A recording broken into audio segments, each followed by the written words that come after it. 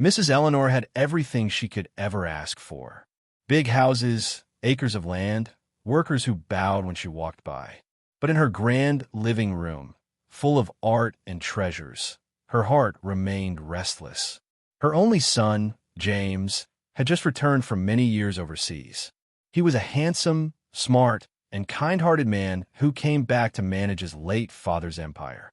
Yet Mrs. Eleanor saw through the smiles of the women who now threw themselves at him. They were all the same, dressed in bright lace, polished nails, and sweet lies. They wanted his name, not his heart. One hot afternoon, while fanning herself, she whispered to her heart, "I want someone real, someone humble, someone who will love my son for who he is, not what he has." And just like that, Mrs. Eleanor rose from her cushioned chair, walked into her room, packed her richest dresses in a locked chest, and dressed in the oldest clothes she could find. She tied a faded scarf over her head and stepped out barefoot into the streets. From that day on, she sat at the corner of the busy farmers market in Atlanta, pretending to be poor, observing, watching, waiting. Sophia was not like the others. She was a beautiful young woman with glowing dark skin, calm eyes, and a voice like morning rain. She sold vegetables in the market, not because she wanted to, but because life gave her little choice. Her parents had died when she was just 19. Since then, she had lived with her aunt, who treated her more like a maid than family. She cooked, cleaned, and sold vegetables while her cousins went to school and parties. But Sophia never complained. She always smiled, always prayed, always gave, even when she barely had enough. One evening, after a long, dusty day at the market, Sophia was walking home with a heavy basket of unsold tomatoes on her head. She saw the old woman again, the one who always sat quietly at the corner. But this time, the woman had fallen. Her basket of begging cups had spilled.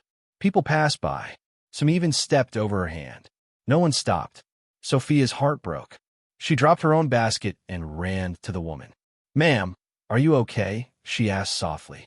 The old woman looked up, tears pulled in her wrinkled eyes. "My back. I slipped." Sophia lifted the old woman gently and helped her sit. She picked up the scattered coins and cups, even the ones that had rolled into dirty water. She wiped the woman's hands with the edge of her dress.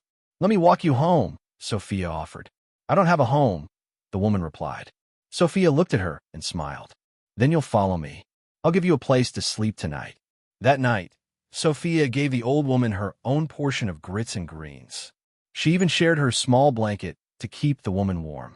The old woman barely ate, tears falling in her bowl. "You don't even know who I am," she whispered. Sophia shrugged. "I don't need to. You're someone's mother, someone's grandmother, and today you're someone I can help." The next morning, the old woman watched as Sophia rose before dawn, swept the porch, showered with cold water from a bucket, and prepared vegetables for the day. "You live like this?" the old woman asked. Sophia smiled. "It's not much, but God has given me strength. That's enough." As Sophia helped her out to sit under a pecan tree, the old woman's heart was already decided. "She doesn't know," the old woman said to herself. "She doesn't know. She just opened the gate to her destiny." The early sun had barely touched the rooftops when Sophia returned from the community garden, a bucket of water on her head and fresh okra in her bag. She whistled softly as she stepped into her small yard, but her smile faded when she saw 3 familiar shadows at the door. Her aunt and her 2 daughters, Tiffany and Kayla. They had just returned from a wedding ceremony in the next town. Their fine dresses were wrinkled from travel and their shoes dusty, but their eyes, cold and cruel, had not changed. "Auntie, good morning," Sophia greeted softly. Her aunt, Mrs. Denise, didn't reply. Her eyes had already caught sight of the old woman sitting beside Sophia's cooking area, warming her fingers over a small fire. "Who is that?" she snapped, her voice sharp like a blade. Sophia swallowed, walking closer. "She's a woman from the market, Mama. She fell. No one helped her, so I brought her here." "You brought a dirty beggar into my house," Denise shouted, her voice drawing the neighbors out. Kayla scoffed and pulled her dress away from the ground. "This place already stinks. Now she wants to turn it into a dump site. Mama, she has no home. She slept here." "She didn't disturb anything," Sophia said, eyes pleading. But Mrs. Denise marched straight toward the old woman. "Get out of my house," she screamed. "Do I look like I'm running a charity?" The old woman stayed silent. She did not beg. She did not move. She just looked up, her gaze calm, deep, powerful. "Madam," she said slowly, "you may have a roof, but you have no home. Your heart is too dark to shelter even your own blood." Denise flinched as if slapped by invisible hands. "You dare speak to me like that?" Sophia ran and knelt before her aunt. "Please, Mama, she's not staying. Just a few more days. She has no one." Denise turned her eyes to Sophia. "And you think kindness will buy you your future? Who took you in? Who fed you? If I say she leaves, she leaves." And with that, she grabbed the old woman's bowl and flung it across the yard. Coins scattered like falling rain. Sophia screamed, rushing to gather them. Kayla laughed cruelly, arms folded, enjoying the scene like a market drama. The old woman did not flinch. She simply stood, dusted her dress, and whispered, "I've seen enough." Sophia didn't sleep that night. She sat outside on a plastic chair, the old woman beside her, both of them wrapped in silence. The moon rose gently and dogs barked from far away. Her heart thudded painfully, ashamed, helpless, and worried. "I'm sorry about what happened," Sophia said at last. The old woman turned to her with soft eyes. "My child, do not apologize for the actions of empty hearts." Sophia looked down at her palms. "I've never seen her that angry. I think I'll be in trouble for days. Maybe that's what it takes for truth to rise." The woman whispered. Sophia looked at her. "Truth?" The woman nodded slowly. "Sometimes before a blessing arrives, storms gather." Sophia didn't understand, but she nodded. The next morning, the old woman left early without a word. Sophia found only a leaf under the chair where she had sat. On the leaf were 7 shiny quarters, shined and clean, unlike the one she'd had. Tears filled Sophia's eyes. She looked up at the sky and whispered, "Please, God, wherever she's going, protect her." In a different part of town, far from the dusty roads and loud market noise, a black SUV pulled into a large estate. James stepped out, tall, broad-shouldered, dressed in an elegant suit. His eyes scanned the surroundings. Everything felt the same, yet different. "Sir," the driver said, handing over a suitcase. "Thanks, Marcus," James replied, nodding. As he entered the family house, memories rushed. His late father's laughter, his mother's warm hugs, the long nights reading under lantern light. But something felt off. His mother wasn't home. He checked her bedroom, neatly made. He called her phone, switched off. He asked the staff. "She's been going out every morning, sir. Says she's praying and walking, but she never says where." James sat on the edge of his bed, confusion in his eyes. "She's hiding something," he muttered. And he was right. For weeks, Mrs. Eleanor had returned from Sophia's neighborhood with a quiet smile, her dress dusty, but her heart full. And that day after she left Sophia's house, she sat quietly under a pecan tree and said to herself, "I found her, the girl who will change everything." It rained for 4 days. Sophia sat by the small window of her room, hugging her knees, listening to every drop fall like a tear from the sky. Her aunt hadn't spoken a word to her since the incident. Her cousins had been mocking her quietly in whispers, laughing at her in the dark. "She wants to feed beggars now. Is that how she'll get married?" Tiffany whispered. "She's just a market girl, always pretending to be holy," Kayla had added, chuckling. But Sophia didn't fight back. Her heart was too heavy. She missed the old woman, missed her calm eyes, her warm silence. Even though they only spent a night together, it felt like a bond had been planted, something unexplainable. On the 4th night, the rain was loud. It slapped the roof like thunder. Sophia lay on her mattress, cold and wet. A small leak in the ceiling dripped over her blanket. Suddenly, she heard a knock on the front door. Once, twice, she sat up quickly, heart pounding. Who could it be at that hour? She tiptoed to the window and peeked. Her eyes widened. The old woman was back, drenched from head to toe, her dress soaked, her feet muddy. Sophia rushed outside without a word. "Ma'am," she cried, holding her tightly. "You came back." The woman nodded, her lips trembling. "I came to see you one last time." Sophia pulled her in, ignoring the cold, ignoring the fear of what her aunt would say. "Ma'am, please sit. You must be freezing." But the old woman reached into her wet dress and pulled out a folded note. She placed it in Sophia's hand. "When the time is right, open this." Sophia looked confused. "What's this?" But the woman only smiled faintly and said, "Thank you for treating me like a person, even when the world treated me like trash. You don't know what you've done." Then, like a shadow, she left back into the rain. The next morning was quiet. The rain had washed the town.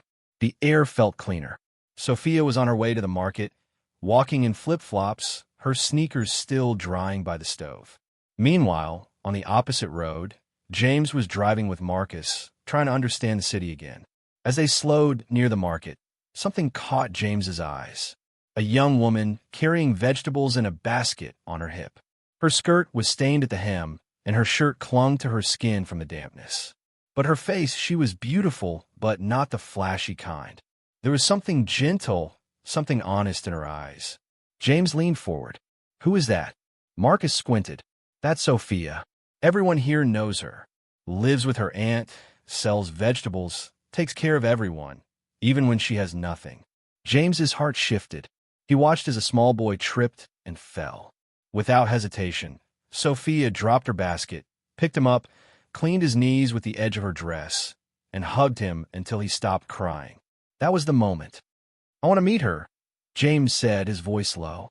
"But sir, not as James, not as the billionaire's son, just as someone who wants to know her." Sophia didn't notice the young man who started coming to the market every day. At first, he just asked for tomatoes, then peppers, then okra. He was tall but simply dressed. He always greeted her gently. He never bargained too much, and he always helped her lift the heavy basket. His name, he said, was Jake. Sophia thought it was strange but kind. One day, as she was closing her stall, he waited nearby with a smile. "Let me help you carry this," he offered. She looked surprised. "You don't have to. I want to." They walked in silence, the basket between them. It was a peaceful silence filled with comfort. "Sophia," he said finally, "do you always smile, even when it hurts?" She paused. That question pierced something in her chest. "No one sees the point of crying where I live," she said softly. "If I cry, they laugh, so I smile and keep moving." James looked at her, heart aching. He had met women in Paris, New York, London, but none had eyes that carried strength and sadness like hers. As they reached her gate, Sophia smiled and said, "Thank you, Jake." He watched her go in, his heart tugging in ways he couldn't explain. Inside, Sophia leaned on the door after closing it. Who was this man? And why did her heart feel both safe and afraid? She remembered the note the old woman gave her. She hadn't opened it yet. With shaking fingers, she pulled it out. Inside, in delicate writing, were the words, "When a heart is pure, it draws kings disguised as strangers." Her hands trembled. Tears filled her eyes. She didn't understand it fully yet, but deep in her spirit, she knew something was coming. The evening sun painted the sky orange as Sophia returned from the market, her tired feet dragging through the gravel path. She opened the gate quietly, hoping her aunt was in a good mood. But as she stepped into the yard, she froze. Her cousins were seated on lawn chairs, plates of steaming fried chicken and mac and cheese in their hands. Laughter filled the air. A speaker was playing music softly, but there was no extra plate. No seat for her. Mrs. Denise looked up and scoffed. "You're back. Hope the market didn't swallow you." Sophia nodded quietly and placed the basket by the door. Her stomach rumbled from hunger. She hadn't eaten since morning. "Tiffany, bring her some food," Denise said with a sneer. Sophia looked up hopefully, her lips trembling with a quiet, "Thank you." Tiffany returned with a small cracked plate. Inside it, just bones and grease. Sophia's face fell. Kayla burst out laughing. "That's what's left. Be grateful. Or should we serve you golden rice?"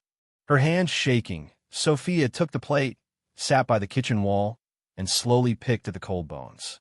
Her eyes were watery, but she didn't cry. Not yet. "Don't sit there like a pitiful animal." Denise barked. "You're not our guest.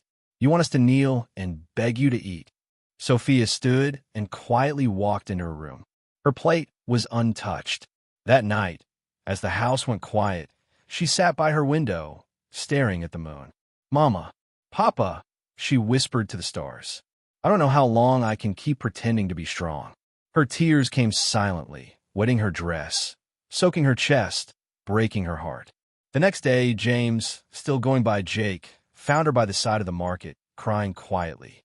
She was trying to arrange her vegetables, but her hands were trembling. He rushed to her. "Sophia, what's wrong?" She tried to smile. "Nothing." The wind blew dust into my eyes, but James wasn't fooled. "Was it them again?" he asked softly. Sophia's eyes darted up. "Who?" "Your aunt. I saw the way she looked at you the other day." Sophia looked away. "It doesn't matter. She took me in when I had no one. That doesn't give her the right to treat you like less." Sophia paused. That was the first time anyone had defended her like that ever. "Why are you so kind to me?" she asked, voice barely a whisper. James hesitated, staring at her with eyes full of unspoken truth. "Because you remind me of everything real in this world." Sophia looked at him, and for a second, her pain felt smaller. That evening, Mrs. Eleanor sat in her mansion with a heavy heart. Her son had fallen in love. She could see it. She had followed him in disguise, watched him carry Sophia's basket, laugh at her jokes, and sit with her by the fire pit. But she needed to know for sure, did Sophia love him or his presence? The next morning, she returned to the market, this time in older, more tattered clothes. She waited at Sophia's stall. Sophia was surprised to see her. "Ma'am, you're back again," she said, rushing to help her sit. "I need food," the woman said faintly. "Even just a bite." Sophia didn't hesitate. She took the last sweet potato she had meant to sell and baked it right there. She added butter and even shared some collard from her stall. As they ate, Sophia said, "You look tired. You can stay with me again if you want." The woman watched her closely, "Even after what your aunt did." Sophia nodded. Kindness shouldn't depend on comfort. The old woman smiled faintly. Her heart was swelling with joy, but she didn't show it yet. Later that day, Sophia returned home to chaos. Her aunt had heard rumors. "I heard you're now sitting with strange men at the market." "Who is he? What are you hiding?" Denise yelled. Kayla added mockingly. "Maybe she's now a street wife, selling tomatoes by day, selling herself by night." Sophia's voice broke. "He's not like that. He's kind." Denise slapped her so hard she fell to the floor. "You shameless girl. You will disgrace me in this house." Sophia stayed on the floor, her cheeks red, her ears ringing. That night, she lay on the mattress again. No food, no light, only pain. But from across the city, James stood at his window too, thinking of her, wondering why the girl with the saddest eyes had the warmest smile. And in the shadows, Mrs. Eleanor whispered to herself, "She's passed the test, but now it's my son who must prove his heart." James couldn't sleep. Since he met Sophia, everything in his heart had changed. Her pain felt like his own. Her silence spoke louder than any noise. He didn't need more time. He knew. That night, James sat in his room and wrote a letter to his mother. "Mama, I found her. The woman whose spirit humbles me. I don't care about her background, her clothes, or her status. What matters is that her heart is gold. I will not wait for blessings to slip away. I made up my mind." He tucked the letter under her pillow. The next morning, he returned to the market, this time with fire in his eyes. Sophia was surprised to see him again so soon. He held her hand gently, his voice calm. "Sophia, I want to take you somewhere." She looked confused. "Where?" "Somewhere peaceful." He led her to a quiet corner near the river where birds chirped and wind hummed through tall grasses. There, he sat her down. "I know we've only known each other a short time, but I need to tell you something," he said. Sophia's heart beat fast. "I may not have much to offer with words, but my actions will speak louder," he said. "Sophia, I want to walk this life with you if you'll have me." She froze. Her lips trembled. "You don't even know who I am." He shook his head slowly. "I know enough. I know that when everyone turned away, you opened your home to a stranger. I know that when you had nothing, you gave everything. That's all I need." Tears spilled down her cheeks. "Nobody has ever said something like that to me," she whispered. James reached out and wiped her tears. "Then let me be the first. But peace doesn't last in a world filled with envy. Back at home, Kayla had seen Sophia returning late again with a quiet smile on her face. She narrowed her eyes. She followed Sophia the next day and saw her with Jake again. When she returned, she rushed into her mother's room. "Mama, you won't believe it. That man isn't just a market customer. He's planning to marry her." Denise nearly choked on her food. "That witch, that useless orphan over my daughters? Never. What are we going to do?" Kayla asked, her voice sharp. Denise's face twisted with cruelty. "If she wants to act like a queen, we'll remind her that she's still our maid." Later that night, while Sophia was away fetching water, they ransacked her small room. They tore her dress, burned her only Bible, threw her school books into the trash. They even poured bleach on her clothes and laughed. When Sophia returned, she found smoke and ash where her belongings used to be. She fell to her knees, holding what was left of her journal, now half burnt. Her breath caught. She couldn't scream. She couldn't cry. Just then, Denise and her daughters stepped into the room. "This is what happens to girls who forget their place," Denise said coldly. Sophia looked at them, her voice trembling. "Why? Why do you hate me so much?" "Because you remind me of everything I never became." Denise snapped. "You walk with dignity, and it makes me sick." Sophia bowed her head. That night, she sat outside under the stars again with nothing but the old woman's note in her hand. When a heart is pure, it draws kings disguised as strangers. She whispered, "But what happens when that heart is broken?" The next morning, as Sophia was sweeping the porch, a soft voice called from the gate. It was her, the old woman, the one she hadn't seen since the rainy night. Sophia ran to her. "Ma'am." But this time, the old woman was dressed differently, still simple, but cleaner. Her eyes sparkled with something new. "I came to see you," she said warmly. "I heard you were tested." Sophia didn't answer. She just fell in her arms and wept. The old woman held her gently like a real mother. She said no words, only rubbed her back and hummed a soft song. Inside the house, Kayla peeked through the window. "Mama, she's back again," she hissed. Denise rolled her eyes. "That old thing? I'll deal with her." But before she could step out, the woman turned toward the house and said loud and clear, "Let no hand that has mocked kindness rest in peace tonight. The wind is changing." Then she turned back to Sophia and whispered, "Your time is near." Sophia stared at her, confused. "Who are you?" The woman smiled with tears in her eyes. "Just a mother who loves her son deeply and sees a daughter in you." Then she walked away. It was just before dawn when Sophia woke to a strange silence. Her room, half burnt and barely livable, still smelled of smoke. She stepped out to fetch water from the tap outside. But when she got to the gate, she froze. Two policemen stood there holding files. "Are you Sophia Johnson?" one of them asked. "Yes," she said softly.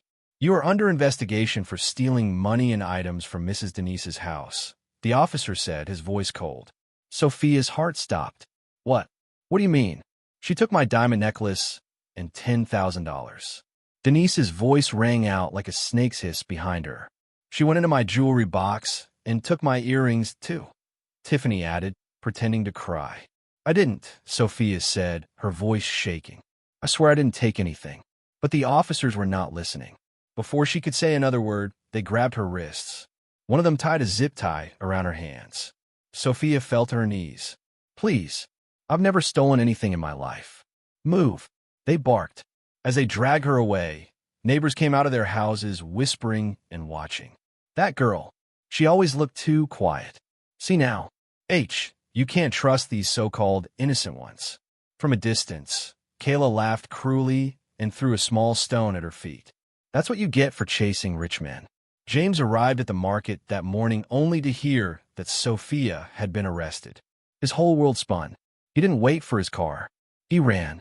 The police station was small, dusty, and hot. Sophia sat on the cold floor of the cell, tears soaking her skirt. Her lips trembled from silence. She hadn't said a word since she was locked in. Just then, the door swung open. James entered, his eyes burning. "Where is she?" he demanded. But James wasn't interested in my broken heart. He was interested in complete and total victory. He negotiated with Robert and Lisa's attorneys, making absolutely clear that if they didn't settle immediately and in full, he would pursue criminal charges. Elder abuse in North Carolina carried up to 10 years in prison. Faced with prison time, they crumbled. Within 8 weeks, every single penny was returned to my accounts, plus $78,000 in damages, interest, and penalties. James had insisted on the substantial damages. They need to feel this, he told me during negotiations. They need to understand there are consequences, otherwise they'll just do it to someone else. The settlement funds hit my account on a Friday morning in early May. I was drinking coffee at my kitchen table when Michelle from the bank called to confirm the wire transfer. Mrs. Harrison, I wanted to personally let you know $190,750 just cleared into your account. Everything they took, everything they spent, plus damages, it's all there. $190,750. My money, my security, my future, all of it back. I called James immediately. How did you make them pay so much? He laughed, genuinely pleased. I told them the alternative was Lisa going to prison and Robert losing his engineering license. Yes, we discovered she's been falsifying closing documents at work, too. Pocketing commissions on fake sales. The North Carolina Real Estate Commission doesn't look kindly on that. Faced with both of them potentially going to prison and losing their careers, they found money they swore didn't exist. Lisa's sister took out a home equity loan. They liquidated investment accounts. They'll be paying this off for 15 years at least. Good, I thought savagely. Let them understand what it feels like to have your financial security ripped away. The final piece of the puzzle was securing my house and remaining assets. James had the original power of attorney documents reviewed by an independent legal ethics expert. That expert testified that David Whitaker had violated multiple professional responsibility rules by drafting documents designed to benefit Lisa, rather than protect me. David Whitaker lost his law license 4 months later. As for my estate planning, James's firm drafted completely new documents. Ironclad, unbreakable documents that left specific bequests to my daughter Sarah, my son Daniel, and several charities I care about. Robert's name appears nowhere in my will now. Not as a beneficiary, not as an executor, nowhere. He made his choice. I made mine. I haven't spoken to Robert since that court hearing 9 months ago. He's tried everything. Calling, texting, showing up at my house unannounced, even having Lisa's brother call to plead their case. James sent a formal cease and desist letter. Some relationships can't be repaired. Some betrayals cut too deep to heal. My other children, Sarah and Daniel, were absolutely horrified when they learned what had happened. Sarah flew in from Arizona immediately. Daniel drove down from Maryland. Both of them have been checking in regularly, helping me feel less alone. But I've also made it clear that I don't need managing or monitoring. I'm fine on my own. I don't need protection. What I needed was justice. And I took it. For months after everything was settled, Nancy and I were having lunch at our favorite bistro, a little French place downtown where they know our orders by heart. She raised her glass of iced tea toward me, her eyes bright with pride. To Evelyn Harrison, she said, "The woman who proved that 69 just means you've had nearly 7 decades to learn how to fight." I clinked my glass against hers to refusing to be a victim, and to being gloriously, magnificently vindictive when necessary, Nancy added with a grin. I laughed, really laughed for the first time in months. As I drove home that afternoon, past trees blooming with spring pink and white, I thought about George. I could almost feel him in the passenger seat. That solid presence I'd loved for 51 years. I could almost hear his voice. "That's my Evelyn. Knew you had it in you. Just took the right push to bring it out." He would have been proud.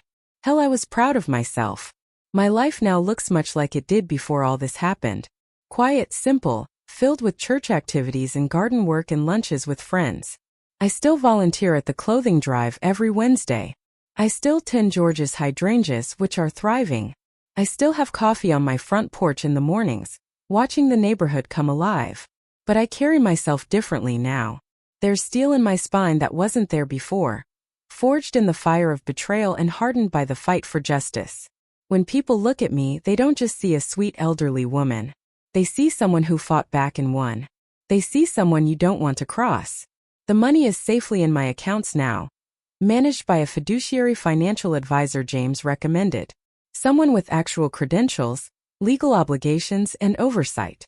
My house is mine, secured by legal documents that can't be twisted or manipulated. Tears gathered in her eyes. Mrs. Eleanor stood behind her. "Look at you," she whispered. "My daughter, my pride." Sophia turned slowly. "Mama, is this really me?" Mrs. Eleanor nodded, her own voice thick. "You're the same girl. But now the world finally sees what I saw that day at the market." They hugged each other tightly. Just then, a knock came at the door. A staff entered and said softly, "Ma, Denise and her daughters are outside. They want to watch from the back." Sophia paused. "Should I turn them away?" Mrs. Eleanor asked. Sophia wiped her eyes and whispered, "No. Let them see what grace looks like." The church was packed. Men in suits, women in shimmering gowns. A golden carpet lined the aisle. James stood at the altar, nervous but smiling. His heart thudded loudly under his chest. Then the doors opened.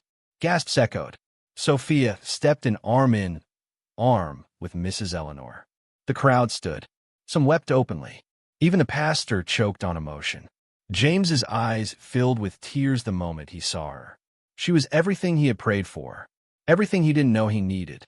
The girl from market who gave away food she couldn't afford, now glowing like a star fallen from heaven. As she reached the altar, he whispered, "You take my breath away." Sophia smiled. "And you gave mine back." The vows were simple, real. "I promised to honor the woman who saw me when I was invisible," James said, voice shaking. "I promised to stand beside the man who never saw me as less," Sophia replied, her tears flowing freely. The rings were exchanged, the kiss was tender, and the cheers that followed could have shaken the heavens. But outside the church, behind a large tree, Denise and her daughters watched silently, their faces pale, eyes sunken. Denise fell to her knees, whispering, "I failed her." Tiffany turned away and cried quietly. Kayla muttered, "We mocked her, and now we've lost everything." But Sophia didn't look back.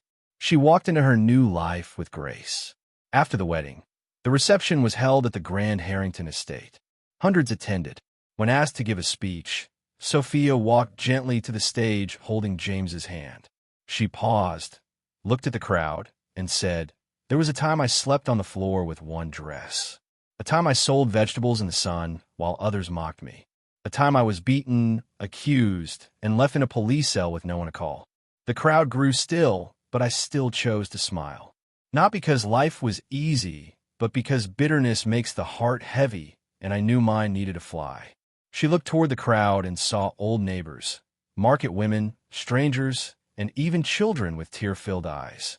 To every girl who has ever felt small, remember this. You are not your poverty. You are not your pain. You are purpose waiting to be found. A loud cheer erupted. People clapped, wept, and embraced each other. Mrs. Eleanor's face was soaked with tears. James pulled Sophia close and kissed her forehead. That night, they danced under the stars, free, full, and fulfilled. 1 year later, the golden sun rose gently over the Harrington estate. Sophia sat on the balcony, her hand resting on her growing belly. She was 7 months pregnant, glowing, peaceful, and more beautiful than ever. James walked in quietly with a tray. "Your favorite," he said, smiling. "Grits and pepper sauce." Sophia laughed softly. "Again? You spoil me." "You deserve it," he said, kissing her cheek. "Every single bit." Mrs. Eleanor soon joined them, humming a gentle folk song, carrying baby clothes she had sewn with her own hands. She rubbed Sophia's belly and said, "My grandchild will grow in a home built with love. That's the only inheritance that never fades." Sophia looked at her and whispered, "Thank you for pretending to be poor. That day it changed my life." Mrs. Eleanor held her hand. "You changed mine." Years passed. Sophia's children grew strong. Twins, a boy and a girl. They ran through the mansion halls with joy, often stopping to sit by the large framed photo of a younger Sophia in her market stall. James and Sophia grew older, but their love never faded. Denise and her daughters faded into quiet shame, but Sophia never spoke against them. She never needed to. Her success said everything. And when people told the story of her life, They always said she was just a market girl until kindness made her a queen. Dear viewers, what lessons did you take away from this dramatic tale? Was it the power of humility, the beauty of grace, or the reward of a pure heart? We would love to hear your thoughts in the comments below. If you enjoyed this story, please give it a thumbs up, share it with friends, and hit that subscribe button. Don't forget to turn on notifications so you never miss our latest updates. Thank you so much for watching, and always remember, kindness sees beyond rags, and true love finds you when you least expect. Stay blessed.